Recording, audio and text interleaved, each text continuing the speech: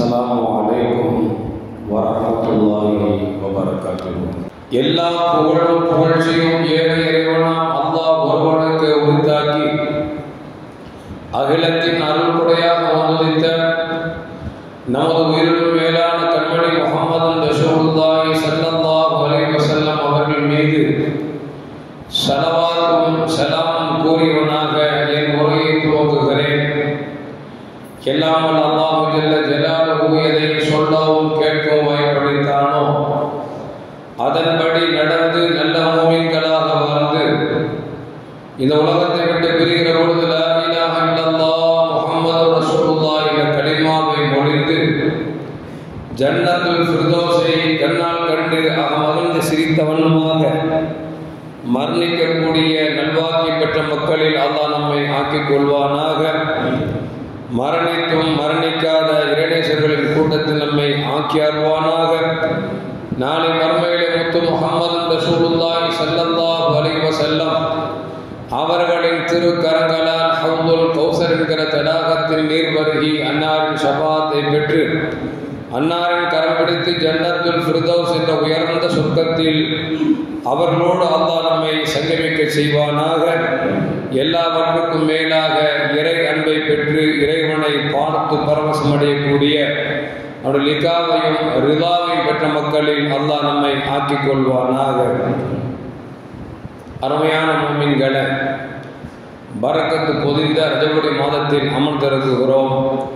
அல்லாஹ் ஜல்ல ஜலாலுஹு ரஜபிலும் ஷாபானிலும் பரக்கத்து பெற்ற மக்களாக அல்லாஹ் நம்மை ஆக்கி அருள்வானாக. ரமலானில் அந்த மாதத்தை அடைந்து ஃபர்தான் நோன்பை பிடிக்கக்கூடிய நல்வாக்கியம் பெற்ற மக்களில் அல்லாஹ் நம்மை ஆக்கிக் கொள்வானாக. அருமையான மூமின்களே, கடந்த ஒரு வாரங்களாக, ஏன் இன்னும் சொல்ல போனால் 10 நாட்களாக உலகத்தையே அதிசயமாக பார்க்கக்கூடிய அளவிற்கு அமெரிக்காவை புரட்டி போட்ட ஒரு தீ என்பதை நாம் எல்லாம் பத்திரிகையின் வாயிலாக வலைதளங்களின் வாயிலாக நாம் பார்த்து கொண்டிருக்கிறோம் என்றால் இந்த நிகழ்வு மூமின்களை பொறுத்தவரைக்கும் ஒரு படிப்பனையாக இருக்க வேண்டும். அமெரிக்கா தீப்பற்றி எரிகிறது என்றவுடன் எத்தனையோ இஸ்லாமிய மக்களை லட்சக்கணக்கில் கொண்டு குவித்தவராக இருந்தாலும் கூட, எத்தனையோ நாடுகளை குண்டு போட்டு அழித்த ஒரு நாடாக இருந்தாலும் கூட, அமெரிக்காவில் ஏற்பட்டிருக்கிற இந்த தீ விபத்து என்பது, தீ கோர விபத்து என்பது நமக்கு பாடமாக அமைய வேண்டும் என்பதைத்தான் நாம் இன்றைக்கு பார்க்க கடமைப்பட்டிருக்கிறோம்.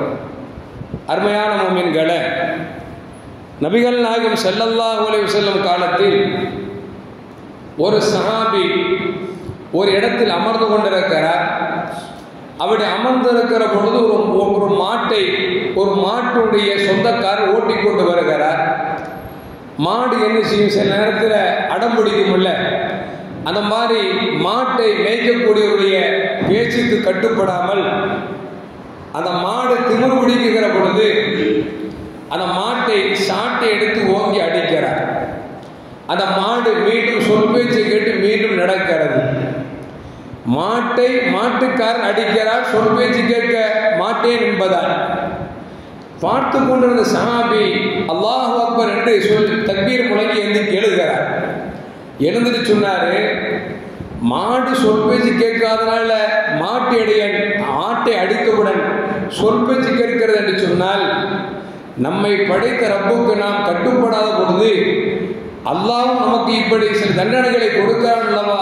ஏனென்றால் அப்பொழுதுதான் நாம் சரியாக நடக்கிறோம் என்பதற்காக என்று அவர் அதிலிருந்து பாடம் எடுத்துக் கொண்டார்கள் என்பது ஒரு வரலாறு நமக்கு சொல்லி காட்டுகிறார். ஒரு மாடை அடிக்கிற அந்த விஷயத்தில் கூட மூமின்கள் எப்படி பாடங்களை எடுத்துக்கொள்ள வேண்டும் என்று சஹாபாக்கள் கற்றுத்தருகிறார்கள் என்று சொன்னால், இந்த அமெரிக்காவில் ஏற்பட்டிருக்கிற மாபெரும் தீ 50,000 ஏக்கர்களை அழித்துவிட்ட இந்த தீ நமக்கு மிகப்பெரிய ஒரு பாடமாக இருக்கிறது என்பதை நாம் மறந்துவிடக்கூட. ஏற்பட்ட அழிவு அமெரிக்காவாக இருந்தாலும், இறைவனை ஏற்றுக்கொள்ளாத ஒரு நாடாக இருந்தாலும், நாம் அவர்கள் மீது இரக்கம் கொள்ள வேண்டும் என்பதை நபிகள் நாயகம் ஸல்லல்லாஹு அலைஹி வஸல்லம் சொல்லியிருக்கிறார். கைபர் யுத்தம் நடந்து முடிந்த பிறகு பெருமானார் ஸல்லல்லாஹு அலைஹி வஸல்லம் அவர்களும் பிலால் ரலியல்லாஹு தஆலா வந்து கொண்டிருக்கிறார்கள். ஒரு யூத பெண்மணி தன் கணவன் போர்க்களத்தில் கொல்லப்பட்டு ஜடலமாக கிடக்கிறான். அந்த ஜடலத்தை தன்னுடைய மடியில் போட்டுக்கொண்டு அந்த யூத பெண்மணி அழுகிறார். சையதுனா பிலால் ரலியல்லாஹு தஆலா அதை கடந்து செல்கிறார்கள். பார்த்துட்டு போறான். ஏன்னா இவன் நம்ம கூட சண்டைக்கு வந்தவன் அப்படின்னு சொல்லி பார்த்துட்டு போறான்.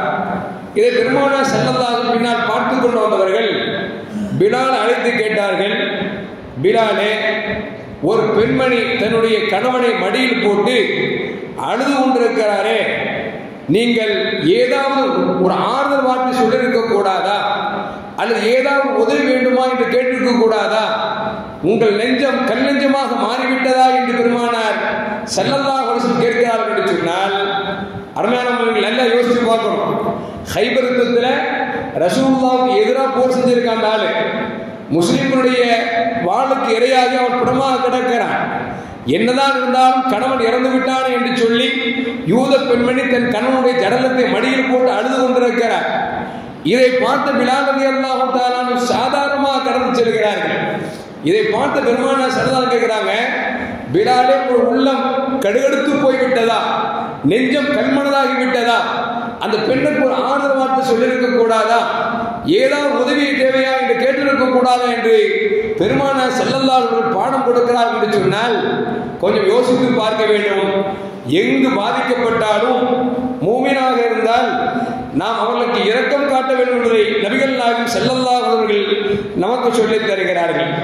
அருமையான மக்களே, இப்படி பார்க்கிற பொழுது அமெரிக்காவில் நடந்த இந்த தீ விபத்து என்பது, கொடூரமான தீ விபத்து என்பது, அது அவர்களுக்கும் நிறைய பாடங்களை கற்பிக்கிறது, உலகத்தாருக்கும் நிறைய பாடங்களை கற்பிக்கிறது என்பதை நாம் மறந்துவிடக்கூடாது. அருமையான முஃமின்களே, அல்லாஹு ஜல்ல ஜலாலுஹு நான் ஓதிய வசனத்தில் சொல்லுவான், நாம் எப்படிப்பட்ட ஆற்றல் உள்ளவன் என்று சொன்னால், உங்களுக்கு மேலிருந்தும் உங்களுக்கு காலுக்கு கீழிருந்தும் வேதனைகளை எப்படி நாம் அனுப்ப வேண்டுமோ நாம் நினைத்ததன்படி நாம் அனுப்புவோம். அது மட்டுமல்ல, உங்களுக்கு மத்தியில் பிரிவினை ஏற்படுத்தி ஒருவரை கொண்டு ஒருவருக்கு அல்லாஹ் தண்டனை கொடுப்பான் என்று அல்லாஹ் ஜல்ல ஜலாலுஹு மேல் கூறிய வசனத்திலே சொல்லி காட்டுகிறான் என்று சொன்னால், அந்த அழிவை ஏற்படுத்தக்கூடிய ஆற்றல் என்பது அல்லாஹ்வுக்கு மட்டுமே இருக்கிறது. அவன் எந்த விதத்தில் அனுப்புவான் என்று தெரியாது என்பதை அல்லாஹ் ஜல்ல ஜலாலுஹு நமக்கு சொல்லி காட்டுகிறான். அருமையான மக்களே, இப்படி பார்க்கிற பொழுது இன்றைக்கு அமெரிக்காவில் நடந்திருக்கிற விபத்து என்பது யாராலும் ஜீரணித்துக் கொள்ள முடியாத ஒரு மோசமான ஒரு நிகழ்வாக இருந்தாலும், இந்த நிகழ்வுக்கு முன்னால் அவர்களுக்கு பல்வேறு சோதனைகள் நடந்தது. கடந்த 2-3 மாதங்களுக்கு முன்னால் வட கரோலினா என்கிற அமெரிக்காவின் ஒரு பகுதி, இந்த இடம் என்பது இராணுவ மையமாகும்.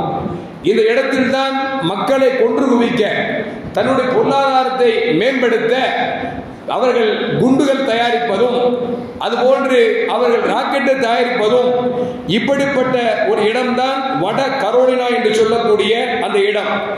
இந்த இடத்தில் கிட்டத்தட்ட 1 கோடி மக்கள் வசித்துக் கொண்டிருக்கிறார்கள்.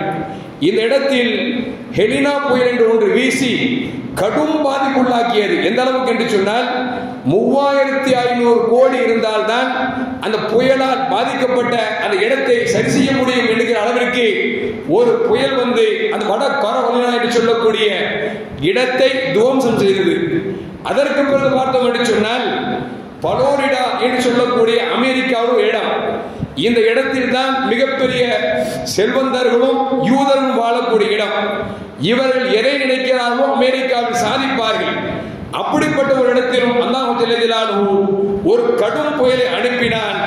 அந்த புயலினால் பல நூற்றுக்கணக்கான வீடுகள் இழந்தது மட்டுமல்ல, அந்த புயலால் ஏற்பட்ட சரிவுகள் எந்த அளவுக்கு என்று சொன்னால், அந்த புயலால் ஏற்பட்டது 20,000 கோடி இருந்தால்தான் அந்த புயல் ஏற்படுத்த பாதிப்பை சரி செய்ய முடியும் என்கிற அளவுக்கு அந்த புயல் தாக்கத்தை செய்தது.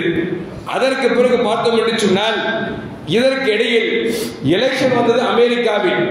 அப்பொழுது நிற்கக்கூடிய நம்முடைய அமெரிக்க அதிபர் ட்ரம்ப் என்று சொன்னார் என்று சொன்னால், நான் வெள்ளை மாளிகை வருவதற்கு முன்பாக இந்த பலஸ்தீனத்துடைய ராணுவத்தினர்கள் என்ன செய்யணும் சொன்னால், இந்த இஸ்ரேலில் இருக்கக்கூடிய பிணை கைதிகளை விட வேண்டும். அப்படி விடவில்லை என்று சொன்னால் நான் வெள்ளை மாளிகைக்குள் வருவதற்குள்ளாக நான் அந்த பலஸ்தீனத்தை நரகமாக்குவேன், காசாவை நரகமாக்குவேன் என்பது மட்டுமல்ல, வளைகுடா நகரங்கள் இருக்கக்கூடிய வளைகுடா நாடுகள் இருக்கக்கூடிய பல நாடுகளையும் நான் நரகமாக்குவேன் என்று சொல்லி ஆணவத்திமரால் தன்னுடைய அதிகாரத்திமரால் பதவியின் ஏற்கவே இல்லை. வர 20 பதவி ஏற்கிறாப்ல. பதவி ஏற்பதற்கு முன்பாகவே நான் காசாவை நரகமாக்குவேன் என்று சொல்லி ஆணவத்தால் கொக்கரித்தார். என்ன ஆனது? அல்லாஹ் ஜல்ல ஜலாலுஹு எந்த மனிதர்களாலும் நடத்த முடியாத, எந்த ஆயுதங்களாலும் செயல்படுத்த முடியாத ஒரு பேரழிவை இன்றைக்கு அல்லாஹ் கொடுத்திருக்கிறான் என்று சொன்னால், கொஞ்சம் அவர்கள் நிறைய பாடங்களை கற்க வேண்டும் என்பதைத்தான் இந்த நிகழ்வு நமக்கு சொல்லி காட்டுகிறது. அருமையான முஃமின்களே, கடந்த ஜனவரி 7ஆம் தேதி லாஸ் ஏஞ்சல்ஸ் என்று சொல்லக்கூடிய மிக பிரபல்யமான ஊர். ஏஞ்சல் அப்படின்னு சொன்னாவே மலக்குன்னு அர்த்தம். மலக்குமார்கள் ஊர் என்று சொல்லக்கூடிய, அவர்கள் பாசையில் சொல்ல போனால் கடவுள் வசிக்கும் ஊர் என்று பெயர் கொண்டு இருக்கக்கூடிய, இன்னும் சொல்ல போனால் எல்லா உல்லாசங்களும் நிறைந்த, இன்னும் சொல்ல போனால் உலகத்திலேயே அந்த ஊரை பெருமையாக பேசுகிறார்களுக்கு 15வது இடத்தில் இருக்கக்கூடிய அந்த லாஸ் ஏஞ்சலை பிடிக்கிறது. மலையில் இருக்கக்கூடிய பார்க்கிறார்கள், புகை மூட்டம் வருகிறது. 10 நிமிடத்திற்குள் கிட்டத்தட்ட 25-30 ஏக்கரை அந்த தீ ஆக்கிரமித்துக் கொண்டது என்று சொன்னால் கொஞ்சம் யோசித்து பார்க்க வேண்டும். இது மனிதனால் செய்ய முடியாத ஒன்று. இன்னும் சொல்ல போனால் இன்றைக்கும் ஆராய்ச்சி செய்து கொண்டிருக்கிறார்கள். கிட்டத்தட்ட 50,000 ஏக்கர்களை தீ பற்றி இன்றைக்கும் மலமளவென்று எரிந்து கொண்டே இருக்கிறது. அவர்கள் எவ்வளவுதான் அவர்களுக்கு விஞ்ஞானம் இருந்தாலும் கூட, எவ்வளவுதான் படைபலம் இருந்தாலும் கூட அதை கட்டுப்படுத்த முடியவில்லை. சில இடங்களில் 8% தான் அவர் கட்டுப்படுத்தி இருக்கிறார்கள். சில இடங்களில் 30% கட்டுப்படுத்தி இருக்கிறார்கள். 70% எரிந்து கொண்டிருக்கிறது. அந்த ஊர் நாசமாய் கொண்டு சாம்பலாய் கொண்டிருக்கிறது என்று சொன்னால் கொஞ்சம் யோசித்து பார்க்க வேண்டும். இந்த தீய பத்த வச்சது யார் அப்படின்னு சொல்லி அவங்க ஆராய்ச்சி பண்ணுகிற பொழுது, இது யாராவது நாடோடிகள் கடுமையா பனிமூட்டமாக இருக்கிறது, குளிரை போக்குவதற்காக தீப்பத்தி இப்படி விபத்து ஏற்பட்டிருக்குமோ என்று யோசிக்கிறார்கள். இல்லை, இது கடுமையான சூடு காற்றால் ஏற்பட்டிருக்குமோ என்றும் யோசிக்கிறார்கள். இல்லது எதிரிகள் யாராவது பத்த வைத்திருப்பார்களா என்று யோசிக்கிறார்கள். ஆக மொத்தத்தில் அங்கு ஒருவர் சொல்லுகிறார், இந்த தீயை நான் பார்த்தேன், வானத்திலிருந்து ஒரு பொட்டலம் போல் ஒன்று விழுந்தது, அதிலிருந்து பிடித்ததுதான் இந்த தீ என்று சொல்லி ஒரு அமெரிக்கர் சொல்லுகிறார் என்று சொன்னால், இது மனிதர்களால் பற்ற வைக்கப்பட்ட தீ அல்ல என்பதை நாம் விளங்கிக் கொள்ள வேண்டும். இந்த லாஸ் ஏஞ்சல்ஸ் சொல்லக்கூடிய இந்த ஊர் இருக்கிறது, இந்த ஊர்ல கிட்டத்தட்ட 140 நாடுகளை சார்ந்த 224 மொழிகள் பேசக்கூடியவர்கள் கிட்டத்தட்ட நாட்டில் மட்டும் 40 லட்சம் பேர் வசிக்கிறாங்க. எப்படிங்க? 140 நாடுகளில் 224 மொழிகள் இருக்கிறது. இந்த 224 மொழிகளையும் பேசக்கூடிய ஒட்டுமொத்த மக்கள் அந்த லாஸ் ஏஞ்சல்ஸ்ல கிட்டத்தட்ட 40 லட்சம் பேர் வசிக்கிறார்கள் என்று சொன்னால் அந்த ஊர் எப்படிப்பட்ட ஊர் என்பதை கொஞ்சம் யோசித்து பார்க்க வேண்டும். மலைகள், மரங்கள், காடுகள், பசுமை, இன்னும் சொல்ல போனால் இந்த ஹாலிவுட் படம் பார்த்தோம்னா நமக்கு மெய்சிலிக்க வச்சிருவோம். அந்த ஹாலிவுட் படங்கள் எடுக்கக்கூடிய மிகப்பெரிய நிறுவனங்கள் எல்லாம் அந்த இடத்துல தான் இருக்குது. அப்படிப்பட்ட ஒரு ஊரில் தீ பிடித்திருக்கிறது. அருமையான உண்மையில லுமினார் டெக்னாலஜி என்று சொல்லக்கூடிய நிறுவனம் CEO அஸ்டின் ரசலுக்கு சொந்தமான 18 அறைகளை கொண்ட ஒரு பங்களா.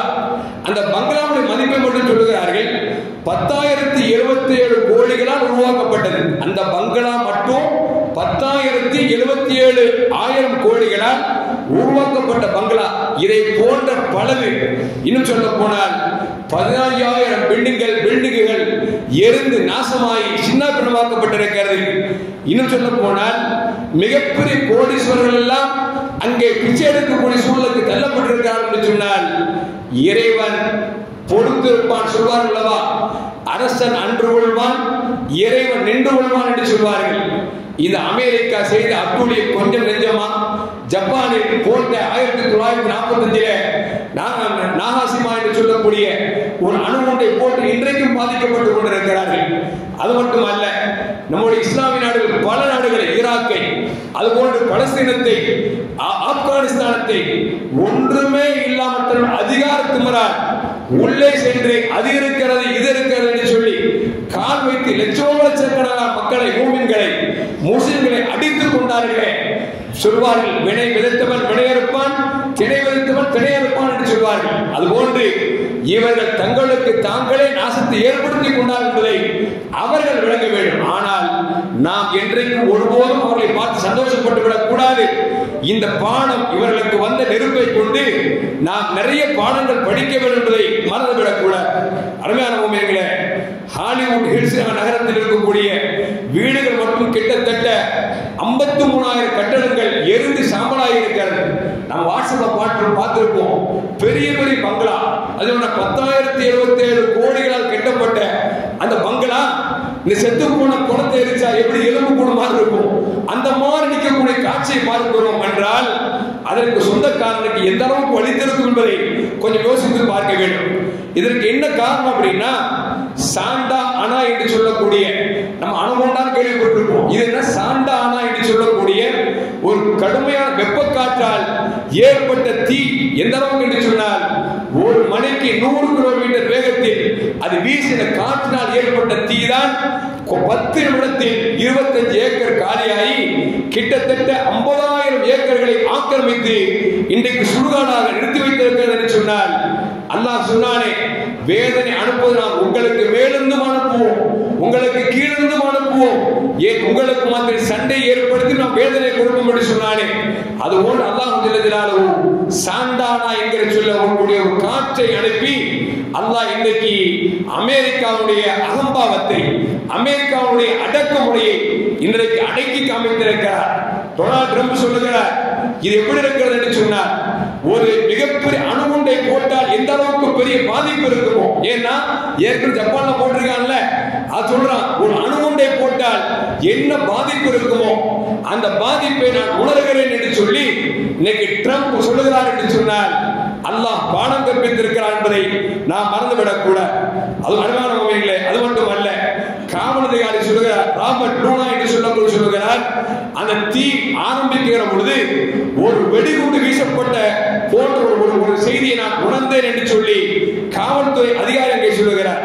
அது மட்டுமல்ல, அருமையான உண்மைகளே, அந்த தீயால் ஏற்பட்டது 50,000 ஏக்கர் நிலம் போனது மட்டுமல்ல, 15,000 வீடுகள் போனது மட்டுமல்ல, புகழ்பெற்ற வசதி வாய்ப்புகள் இருக்கக்கூடிய அந்த ஹாலிவுட் படங்கள் இருக்கக்கூடிய அந்த நிறுவனங்கள் அழிக்கப்பட்டிருக்கிறது. இதுவரைக்கும் அவர்களுக்கு தெரிந்த விதத்தில் 24 உயிரிழப்புகள் ஏற்பட்டிருக்கிறது. கிட்டத்தட்ட 15,000 கட்டடங்கள் இடிபாடுகளாக இருக்கிறது. இந்த தீயை அணைப்பதற்கு 14,000 தீயணைப்பு வீரர்களை கொண்டு அணைத்துக் கொண்டிருக்கிறார்கள். அது கட்டுக்குள் வந்தபாடு இல்லை. 84 தீயணைப்பு விமானங்களை கொண்டும் 1354 தீயணைப்பு என்ஜின்களை கொண்டும் அணைப்பதற்கு முயற்சிக்கிறார்கள். ஆனால் அது கொஞ்சம் கூட கட்டுப்படுவது போன்று தெரியவில்லை என்பதைத்தான் இன்றைக்கு செய்தி நமக்கு சொல்லிக் கொண்டே இருக்கிறது. அருமையான உண்மைகளை, இதுவரைக்கும் கடந்த 14ஆம் தேதி வரைக்கும் ஏற்பட்ட அழிவை அவர்கள் மெஷர்மெண்ட் கொண்டு சொல்கிறார்கள். எந்த அளவுக்கு என்று சொன்னால், அமெரிக்காவில் $275 பில்லியன் பாதிக்கப்பட்டிருக்கிறது. அதாவது நம்ம நாட்டுக்கு சொல்ல போனா 25 லட்சம் கோடி நஷ்டம் ஏற்பட்டிருக்கிறது. அல்லாஹு அக்பர். வெறும் 10 நாள்ல, 7 நாள்ல வெறும் 24 லட்சம் கோடி அளவிற்கு அமெரிக்கா பாதிக்கப்பட்டிருக்கிறது என்பதை நமக்கு வல்லுநர்கள் நமக்கு சொல்லி காட்டுகிறார்கள். அது மட்டும் அருமையான உண்மைகளே, இந்த அமெரிக்கா இது என்ன வேலை அப்படின்னா, ஆயுதங்களை தயாரித்து நமக்கு யாரெல்லாம் எதிராக இருப்பது போன்று தெரிகிறதோ அவர்களை ஒன்று நாசப்படுத்துவதற்கு தானா முன்வருவார்கள். இல்லை என்று சொன்னால், வேறு யாருக்கும் மத்தியில் பிரச்சனை இருந்தால் அவர்களை மூட்டிவிட்டு இவர் ஆயுதத்தை கொடுத்து கடனுக்காவது கொடுத்து அவர்களுக்கு முன்னால் சண்டை நடப்பதை வேடிக்கை பார்த்துக் கொண்டிருப்பார்கள். அப்படி இஸ்ரேலுக்கும் பாலஸ்தீனத்திற்கும் நடந்த சண்டையில் கிட்டத்தட்ட 24 லட்சம் கோடி அளவிற்கு ஆயுதத்தை கொடுத்திருக்கிறான் அமெரிக்கா. அல்லாஹ் ஜல்லல்லாஹு கடந்த 7ஆம் தேதி ஏற்பட்ட தீ விபத்திலிருந்து ஒரு 7 நாளுக்கு மட்டும் அந்த 24 லட்சம் கோடி அளவிற்கு இந்த தீயால் நஷ்டம் ஏற்பட்டிருக்கிறது என்பதை இன்றைக்கு வல்லுநர் மக்கள் சொல்லி காட்டுகிறார்கள். அருமையான மக்களே, இப்படி பார்க்கிற பொழுது மிகப்பெரிய அழிவுதான். ஆனால் அந்த அழிவை நாம் சந்தோஷப்படக்கூடாது, அல்லாஹ்விடத்தில் துஆ செய்ய வேண்டும். கண்மணி முஹம்மது ரசூலுல்லாஹி ஸல்லல்லாஹு அலைஹி வஸல்லம் நெருப்பு எரிவதை நீங்கள் கண்டால் தக்பீர் சொல்லுங்கள் என்று சொல்வார்கள். நம்ம கூட சொல்லுவாங்க பாங்கு சொல்லுங்க அப்படிம்பாங்க.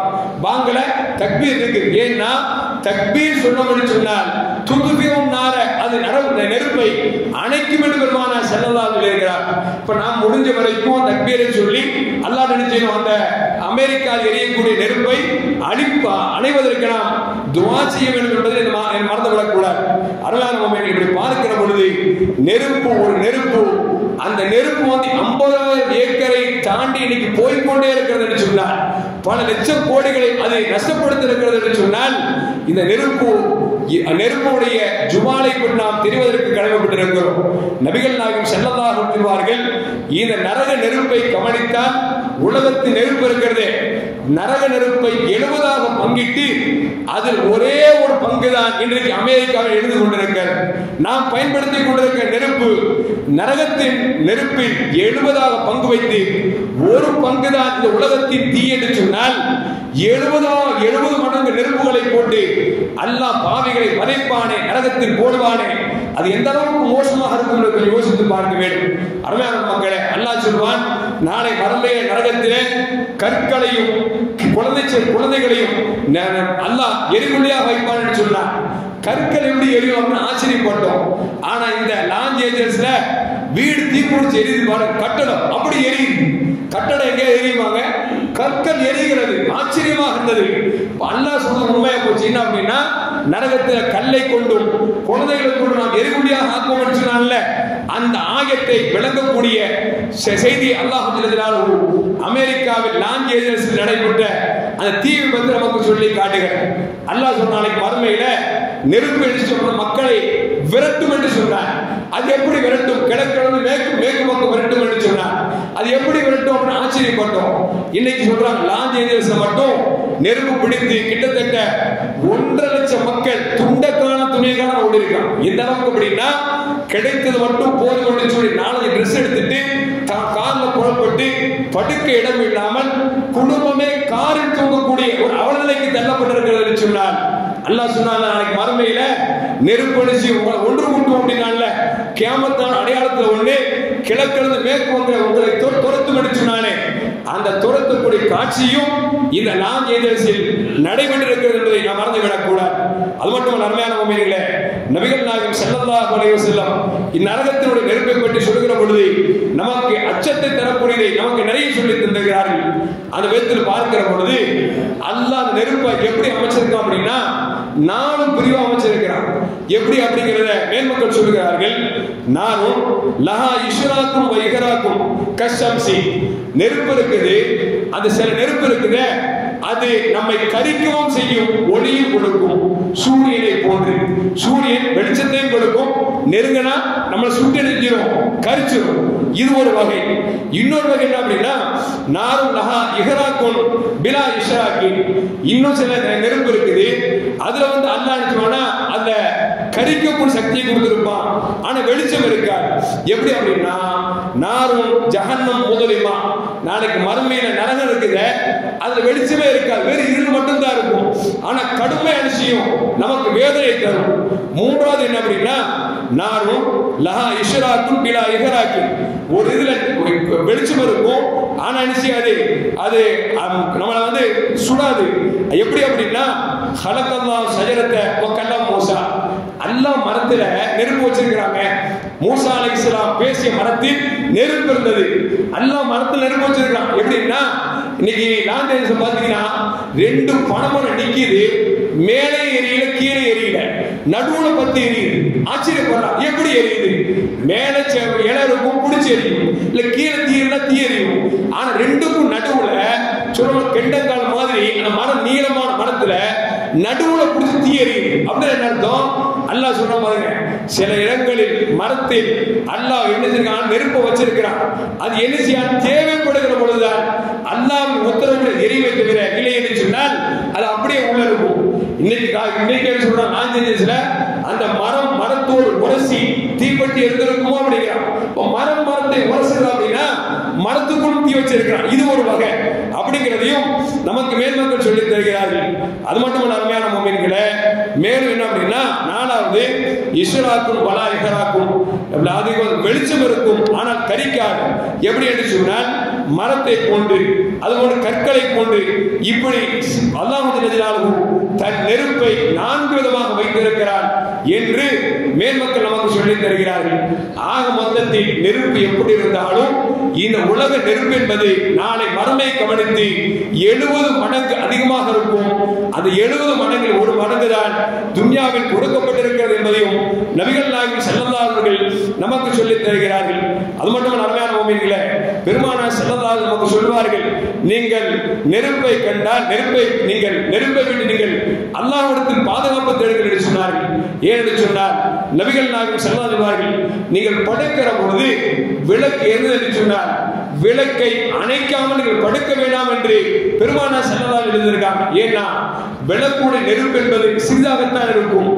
ஏதாவது பற்றி கூடுதல் என்று சொன்னால் எத்தனை குடும்பங்கள் எத்தனை வீடுகள் அழிந்திருக்கிறது என்பதை நம்மால் பார்க்க முடிகிறது.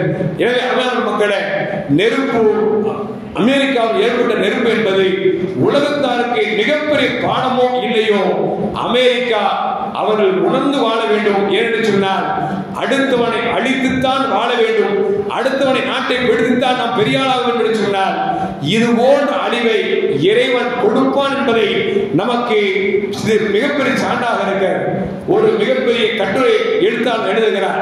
இந்த நெருப்பு என்பது காசாவிலிருந்து இன்றைக்கு அமெரிக்கா வரைக்கும் இன்றைக்கு தொட்டிருக்கிறது என்று சொன்னார்.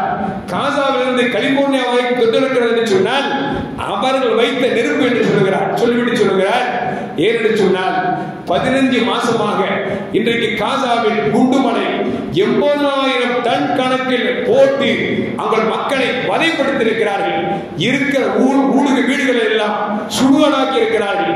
இவர்கள் போட்ட அணுகுனுடைய அந்த தீப்பிழம்புகள் அதனுடைய கடும் சூடுகள் தான் இன்றைக்கு காசாவிலிருந்து கலிபோர்னியா வரைக்கும் பற்றி கொண்டது என்று சொல்லி ஒரு எழுத்தாளர் எழுதுகிறார் என்று சொன்னால், அருமையான மக்களே, உலகத்தால் எல்லோருக்கும் அமெரிக்கா என்றால் யார், அவருடைய ஆணவம் என்ன, அவருடைய திமிர் என்ன என்பது எல்லோருக்கும் தெரிந்திருந்தாலும் கூட இன்றைக்கு சிலர்கள் சொல்கிறார்கள். அதுல ஒருத்தர் வாட்ஸ்அப் பார்க்கிற ஒரு பாதையார் சொல்கிறார், என்ன அப்படின்னா கலிபோர்னியாவில் ஒரு அவார்டு கொடுக்கக்கூடிய ஒரு நிகழ்வு நடந்தது. அது மிகப்பெரிய உயர்ந்த அவார்டு கொடுக்கிற பொழுது ஜீசஸுக்கு நன்றி சொல்லாதனால தீ பிடிச்சிச்சுன்னு அவர் சொல்றார். அவன் மருந்துக்காரன் அவன் சொல்றான்.